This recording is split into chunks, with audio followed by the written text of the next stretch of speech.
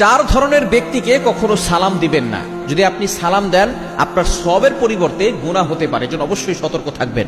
Number 1, এক number হচ্ছে যে বিধর্মী, যে মুসলমান নয়, তাকে আপনি সালাম দিলে আপনার কোনো সওয়াব হবে না, উল্টা আপনার গুনাহ হবে। মনে রাখবেন, সালাম হচ্ছে এমন একটা বিধান, একজন মুসলমান আর একজন মুসলমানকে দেখলে সালাম দিবে। সালামের অর্থ কিন্তু আমরা অনেকেই জানি না। আসসালামু আলাইকুম ওয়া রাহমাতুল্লাহি ওয়া বারাকাতুহু, আল্লাহ তাআলা আপনার প্রতি শান্তি, রহমত, বরকত নাজিল করুন।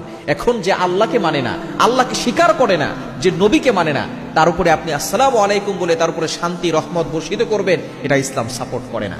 নাম্বার 2, দ্বিতীয় নাম্বার হচ্ছে যে মদ খাচ্ছে, এরপরে জুয়ার সাথে এখনো সে জড়িত আছে, এমন ব্যক্তিকে আপনি সালাম দিবেন না।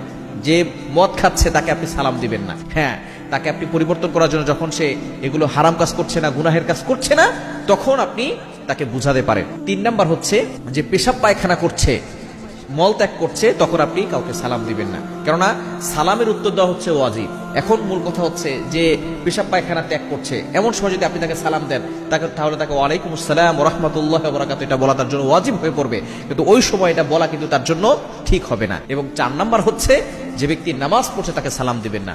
নামাজ পড়লে সে নামাজের ভিতরে আছে, আল্লাহর সাথে সে কথা বলছে, কারণ আসসালাতু মিরাজুল মুমিন, মুমিনদের নামাজটাই হচ্ছে মেরাজ। সুতরাং যখন কেউ নামাজে থাকবে তখন আপনি তাকে সালাম দিবেন।